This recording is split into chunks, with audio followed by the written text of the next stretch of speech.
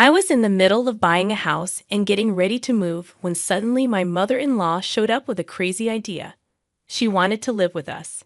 She'd always treated me badly, making me work like crazy whenever I visited their house. My father-in-law didn't do anything to stop her.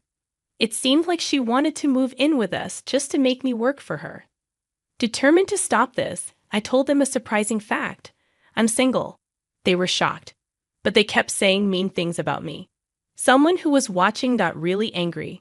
Let me introduce myself. I'm Jessica, 33 years old, and I work in a big company. My husband works there too, and we've been married for 2 years. We met at a company party, and he pursued me until I said yes. We had a good relationship, but there was one problem: his parents. Before we got married, his parents seemed nice, but things changed after the wedding. They wanted to live with us, and I was not okay with that. But it turned out they were the opposite of nice. One day, my husband and I were relaxing at home when the doorbell rang unexpectedly. My husband went to answer it, and to my surprise, it was my in-laws. They barged in without a word, taking over the living room as if they owned the place. They had a habit of making snide remarks towards me, acting entitled and disrespectful. My husband rarely stood up for me because he felt obligated to honor his parents as their only child. Despite my complaints about their behavior, he seldom intervened. Meanwhile, my mother-in-law would constantly demand things like tea in a loud and indirect way. During their unexpected visit, I had to cater to them, preparing tea and lunch, ruining our day off. This wasn't the first time they had intruded on our plans. They even had the audacity to invite us to a tea party at their place, knowing I'd be expected to do all the work. But if I didn't go, I knew she'd gossip about me later. So reluctantly, I decided to attend her tea party. I wished my husband would stand up for us, but I knew it wouldn't work. On the day of the party, we were expected to arrive early. My mother-in-law scolded us for being late, even though it wasn't entirely our fault. Then she put me to work right away, while she relaxed and watched TV. I ended up preparing all the snacks for the party, which took a long time because she demanded so much. She criticized me for being slow, even though she never made snacks herself. I finished them relatively quickly, but she never thanked me. I realized she purposely asked for more to hassle me. While my husband and father-in-law set up for the party, they didn't help with the cooking. Throughout the preparations, she made snide remarks, but I tried to ignore them. During the party, she took credit for the snacks whenever guests complimented them. It was a painful experience for me, but I'm glad you liked them. Even though she didn't help at all, she took credit for my work. Furthermore, when the discussion turned to daughters-in-law, she made up stories, saying things like, "My daughter-in-law treats me like a slave." It was very uncomfortable for me. After the tea party ended, I had to clean up everything, and she even asked me to clean the room. I felt like a maid, holding back tears. I thought to myself, I'm never coming here if she calls me again. But life wasn't that easy. The tea party seemed to be a big hit and became a regular event, especially since many said they loved the snacks. "Jessica, there's another tea party next weekend. Please come." "But I have work that day." "You can take a day off, right?" "Are you trying to embarrass me? If you don't come, I'll make sure you get divorced." She called me unexpectedly and insisted I come. Even when I said I had work, she showed no mercy. I didn't have the courage to oppose her and felt threatened by the possibility of divorce, so I always obliged, taking days off from work. As a result, I ended up working tirelessly for these tea parties and taking frequent leaves from work, which made things uncomfortable at my workplace. Whenever I discussed this with my husband, he just said, "Come on, she doesn't mean any harm. Just let it go." He never really helped. Before I knew it, I found myself constantly pondering how to break free from this miserable life. The answer I came up with was to get a divorce. It meant separating from my husband David. Honestly, I grappled a lot with the decision. Even though I felt betrayed by David not helping me, a part of me still loved him. I didn't want to continue a life tormented primarily by my mother-in-law. By divorcing David, we would essentially become strangers, eliminating the need to interact with my in-laws. The only remaining issue was whether David would agree to the divorce. "I don't want a divorce," David said, surprised by my sudden suggestion. "I can't stand dealing with your mom anymore. You know what our relationship with her is like, right?" "I get it. But that doesn't mean we have to divorce. I love you, Jessica, and I want to be with you forever." "I feel the same, but I can't bear it any longer. How about we get a divorce on paper, live separately, but still stay in touch and maintain our relationship? What do you think?" Hesitantly, David agreed. And so, due to the malicious actions of my mother-in-law, we ended up getting a divorce. Life post-divorce was truly peaceful. Having submitted our divorce papers gave me the push to change my cell phone model and number, which stopped the incessant calls from my mother-in-law. David continued to live in our previous apartment while I rented a new one, ensuring unexpected visits from my in-laws ceased. Life without interacting with my in-laws was great, but something was missing: the married life with David. Even after the divorce, our mutual affection meant neither of us was satisfied living apart. Then an idea struck me. It was a risky plan, but I decided to give it a shot. As a first step, I immersed myself in my work more than ever before. After explaining my situation to my colleagues post-divorce, I regained their trust by dedicating myself fully to work. Eventually, I achieved savings of $500,000. Since college, I had enjoyed saving money, dreaming of buying my own home someday. Having finally saved up $500,000, I felt confident about buying a decent home. I quickly reached out to David to discuss buying our dream house. "A house? It's gonna cost a lot." "How are you going to handle that?" David asked. "Don't worry about it. I've saved up. How about we visit some show houses on our next day off?" I suggested. And so, we planned a day to visit show homes. David, amazed by my savings, expressed his gratitude, making me feel my efforts had paid off. "By the way, let's not tell your parents about the house just yet. We'll inform them when the time is right," David suggested. "Got it. Knowing them, they might make things complicated," I agreed. Reaffirming our wish to get back together, we steadily made preparations for our dream home. After some time, we visited various model houses, discussing preferences like where to have an outlet, kitchen layout, and a view of the living room. Considering future children, we kept their needs in mind. Finally, the blueprint was completed and construction began. Discussing the budget with the contractor, we made sure it stayed within $500,000. David mused as we admired the location of our new house. "I'm excited. Speaking of which, have you made up your mind about our plan?" For us to live happily in our new home, it was crucial to ensure there'd be no interference from David's parents.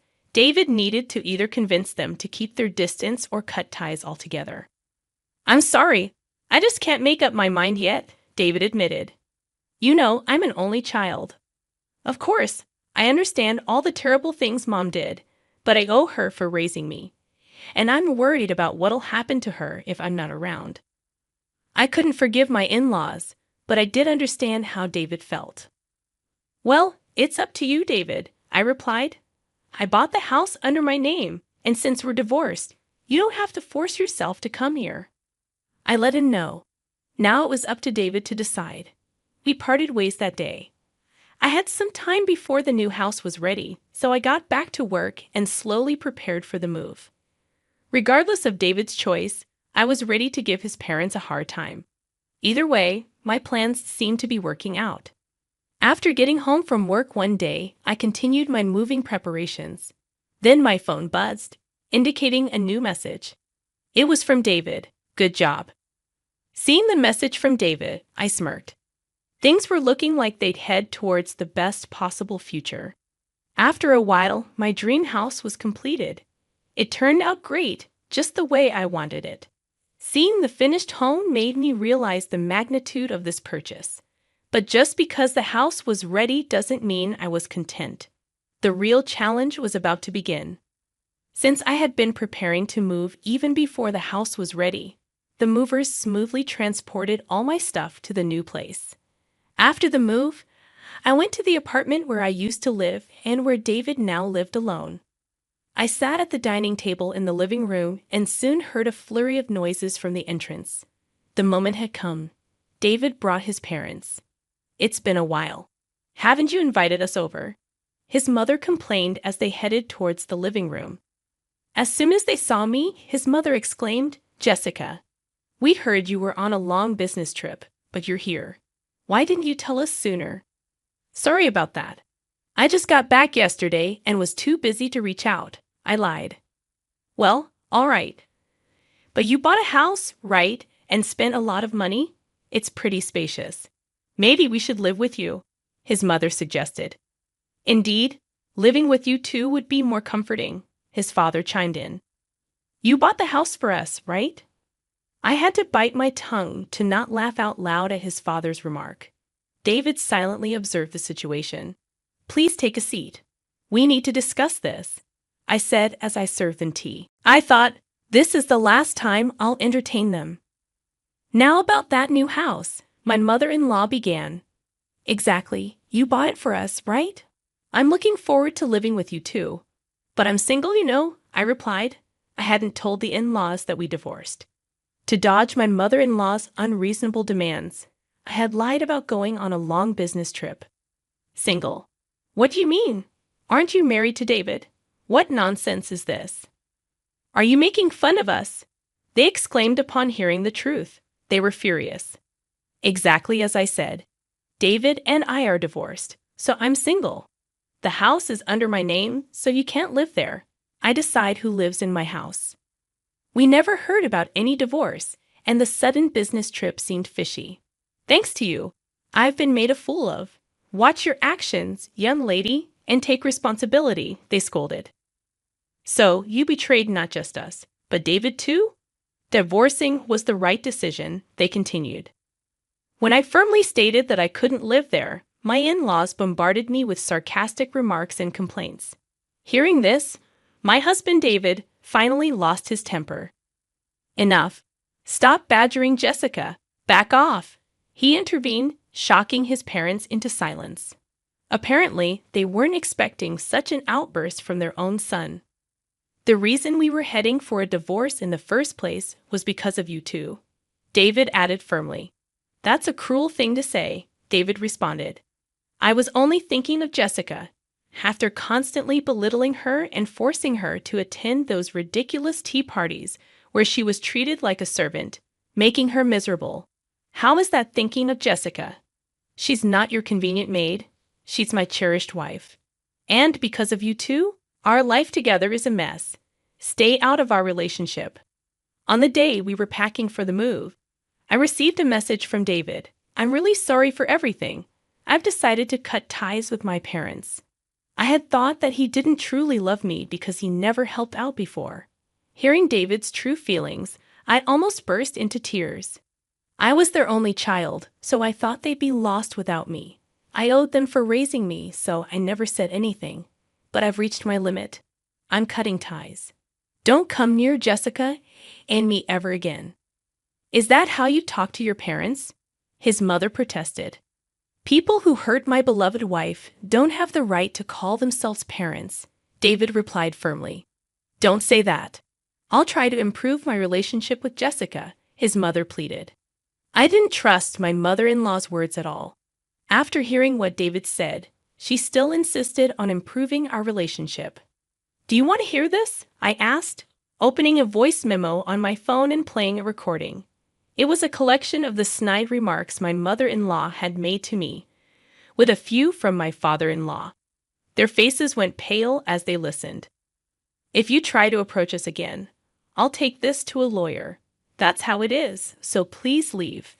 And by the way, we've already canceled the lease on this apartment, so showing up unannounced won't do any good," David declared, ushering his parents out. And they left dejectedly. That marked the end of our long struggle with my overbearing in-laws. Afterwards, David prepared for our move to our new home. Rumor has it that word got out in their community, and they became the talk of the town. I wondered who could have leaked it, only to find out David had told some close friends about the situation to ensure his parents wouldn't overstep their bounds again. I hadn't thought of that, so I almost gave David a standing ovation. For my part, David and I reconciled, resubmitted our marriage license, and were happily back together. The strategy one had in mind worked perfectly. Now we're comfortably settling into our dream home. It was quite an investment, and given the uncertain circumstances when we bought it, I was nervous. But living here happily with David, I feel it was worth every penny. And then, to our surprise, I was pregnant. Our future as a family of 3 in this house isn't far away. Though challenges lie ahead, we want to be good parents to our child, learning from the mistakes of David's parents.